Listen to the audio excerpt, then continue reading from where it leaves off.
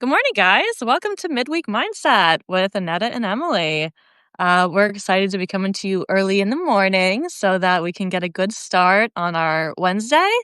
And hopefully, the replay could be up earlier in the day for those who have time on their lunch breaks to watch. Today, Annetta and I were just debriefing before about what to talk about. And for me, what's been coming up a lot lately is this idea of balance. And the metaphor that came to mind was when we're nurturing our seeds, we don't dig them up to check on how they're doing. And I feel like I personally have been struggling with that the last couple of days. So I just wanted to get into it and be a little vulnerable and share the sides of creating that, we don't really see people talk about as much. Yeah, I think it's a really important topic that you brought up today because, a lot of times, we get a dream or an idea or a goal, and we start taking the first steps to achieve it and to accomplish it. But then what happens when it gets quiet? What happens when nobody's clapping for you? And you still need to have that resistance and that mindset to keep going because at the end of the day, when a flower starts blooming, you can't stop a flower from blooming. But in order for it to keep blooming, you need to continue watering it and giving it the sunshine. And, this can go multiple ways. It doesn't necessarily have to be solely on your goal, but are you taking care of yourself so you can be the person that you need to be to achieve that goal, essentially? So, it always goes back to how are we taking care of ourselves? You know, when are we sticking to our meal plan? Are we sticking to our sleep routine? Are we sticking to those things that we've created for ourselves in our schedule? Because those things are actually helping us get closer to our goals more than we realize. So it's am I being the continuously being the person that I need to be even when no one's watching, even when no one's clapping? Because a seed is going to continue sprouting underground even though none of us are watching because we can't see it in the physical yet. So that was kind of like my take on it, but what are your thoughts, Emily? I also think I could go so many ways. I love what you said. I just love the analogy of not digging it up Mhm. because I feel like that's where I'm at right now. Like if it was a metaphorical garden, I'm like in there with my boots right now trying to see what's up. So like what's been coming up for me is like, I ordered on my print promo and I'm excited to kind of transition my book, because like, Substack has become such a safe space for me to talk about it, you know what I mean? Yeah. So I think it feels like a big transition bringing it out into, like, the physical world and, like, my local community. Mhm. There's definitely some resistance there, and I can't exactly pinpoint why. Um, but like I was telling you before, this morning I was journaling a bit, and I was making a list of, what's serving me right now and what's not serving me right now, which Mhm. is so funny because that's an activity that's in my book. So often I find myself, thinking back or like even thinking in real time, but reminding myself of what I wrote about. So I pulled up that format and I just started, what to keep, what to toss. And even after a few minutes, I realized some of the things that I have in my mind,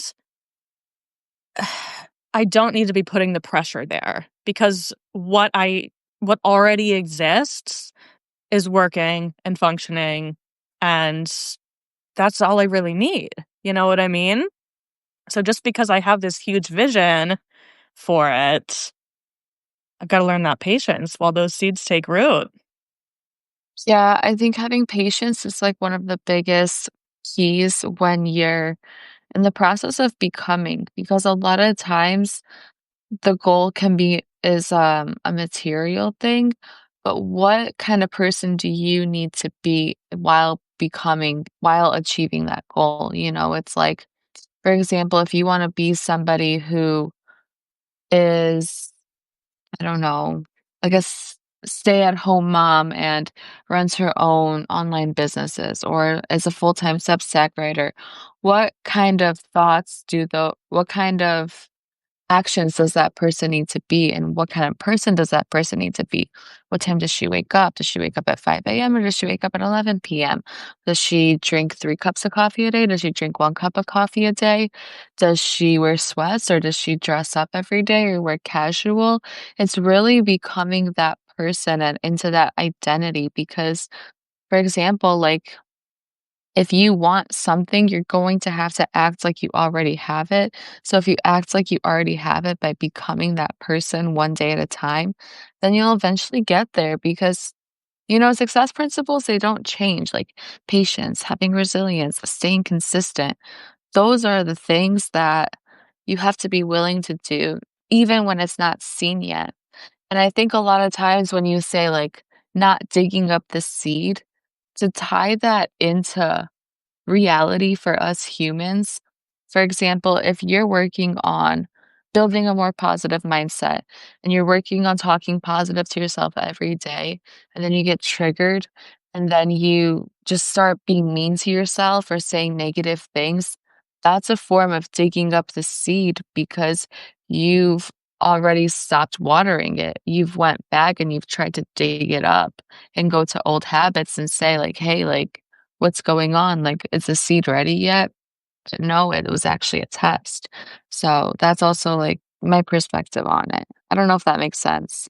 I love that, and as you were talking, it kinda brought up how,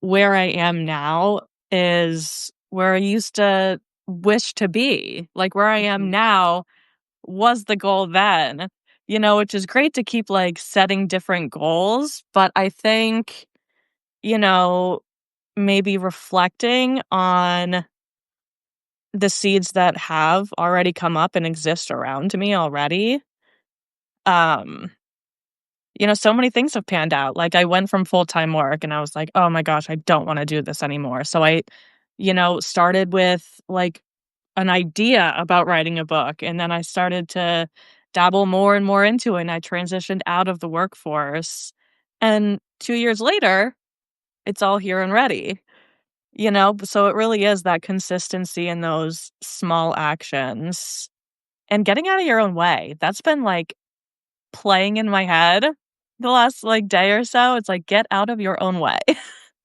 Yeah, absolutely. It's like there are not as many challenges as we think there are because the only challenges that we create are the ones in our mind. For example, if you want to make content, there probably isn't any challenge making content. The challenge is your mindset of fear of being judged, fear of not knowing what to do, fear of what are people going to say. Those are obstacles that you're creating in your mind, and they're not real obstacles in the physical because, yeah, the people closest to you might judge you if you make content. But guess what? There's a whole world of people out there who want to see your content and who want to support you. So, the only obstacles we have are the ones that we create in our minds. And to add to what you were saying about, how you wanted to be where you are now, which is a beautiful thing, and I'm really glad you see that and recognize that. But it's natural for us humans to be hard on ourselves because we're always setting the bar higher. We're always setting the next goal. So instead of congratulating ourselves for reaching the previous goal, we get hard on ourselves. Why am I not there yet? But the reality is, I'm proud of myself because I got here. I think we need to just remind ourselves of that as well. Yeah, there's a practice you do actually that I love, and I've been saying I've been gonna, like, incorporate, and I haven't yet. It's celebrating now. Mm. I have to just take myself out and celebrate all of this. You What do should. you think that you get from that experience? I find like a song that is like a fun, happy, like congratulations celebration song, and I just start playing that, like if I'm doing dishes, I'm gonna play it and I'm gonna dance in the kitchen because I celebrate for where I'm at and I'm grateful for it. Like it usually changes or sometimes it doesn't, but I'll go get some ice cream or I'll go get, like, some kinda, like, snack that's, like, a treat for me, and I'll just celebrate because, like, I was just thinking about this in the shower the other day, and it's like I've been or this morning, actually. I was just reflecting on my podcasts, and I think we don't always congratulate ourselves because it could feel so surreal. Like, we're making so much progress and we're growing in so many different areas of our lives. It just feels surreal that, like, we don't take a second to stop. Like, everybody who's here with us right now, like, it's surreal that we have you guys here with us because we're all writers and we all found each other, but we would never find each other if we didn't get out of our head and say, "What if? What is this person gonna think?" What didn't matter. What matters is that all of you guys pushed out of your comfort zone, started writing, you decided to show up, and now we have a community of you guys, and we're so thankful for that. Oh my god, Annetta, you're making me cry. That was beautiful. Yeah, and it definitely, I think, does feel surreal because we continue to keep going, and once we have that habit of being consistent and showing up, I think it's easier to just get swept up in it, you know? And even when we make our gratitude lists, you know, I spending more time with how far we've come, really. I mean, I'm constantly blown away by your podcast. Like, the guests that you have on, and, you're a phenomenal host with it, and there's so much to be proud of.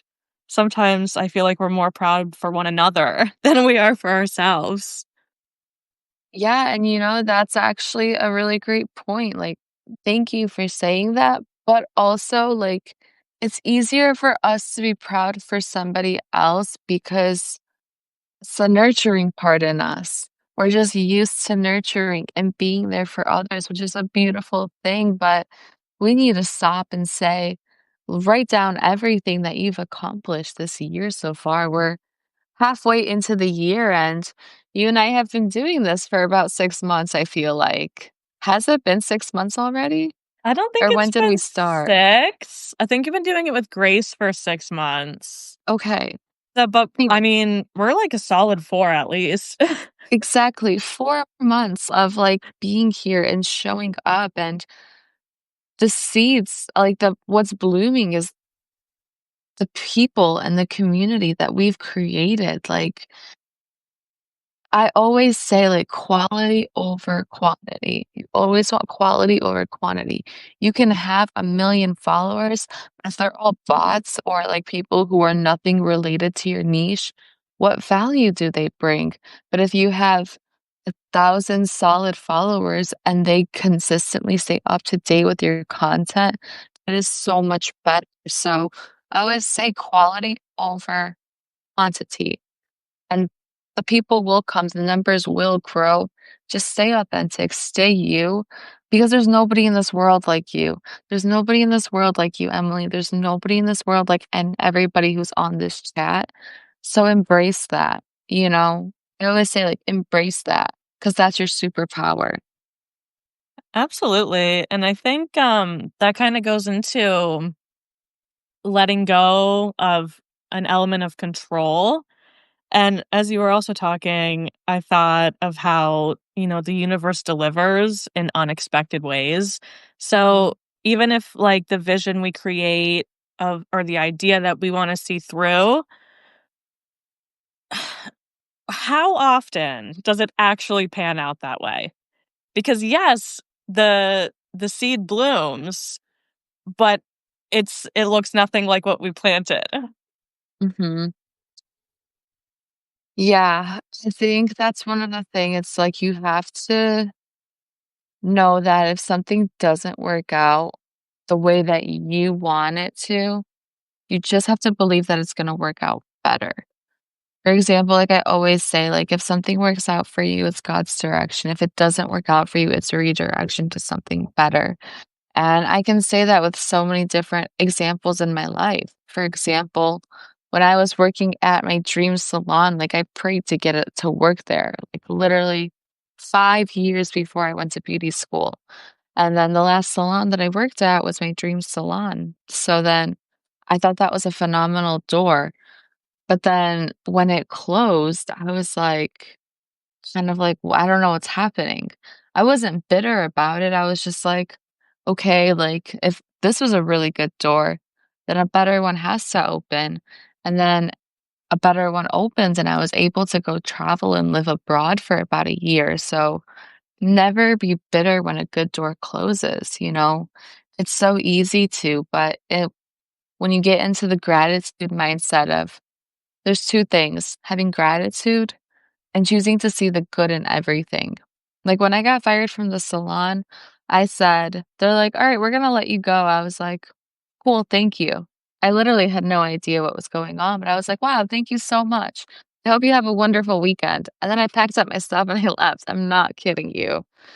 And then I was like, "God, I don't know what that was for or how that why that happened, but I trust you." And then I know that you're gonna open up a better door, and I had the opportunity to live abroad, so things always work out if you choose to believe it.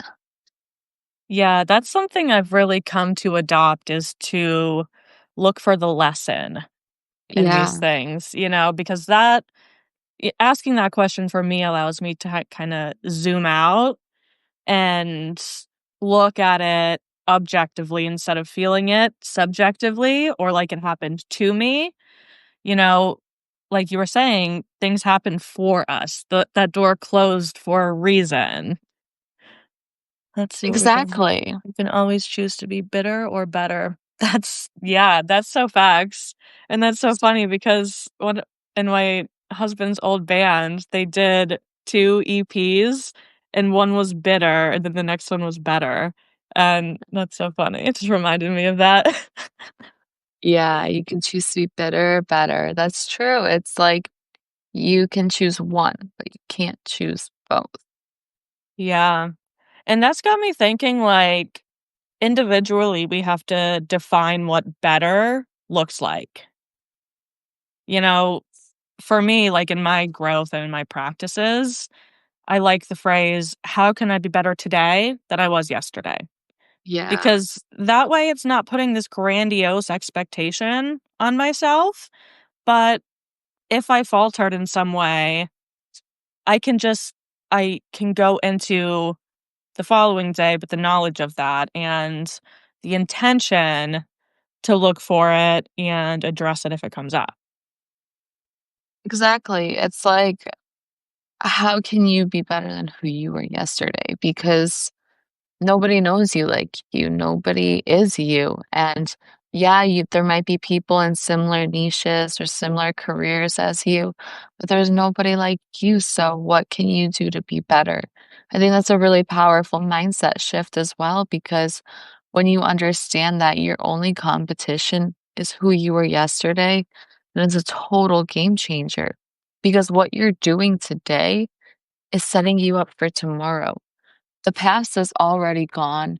The future isn't here yet. So, what can you do right now to create a better you tomorrow?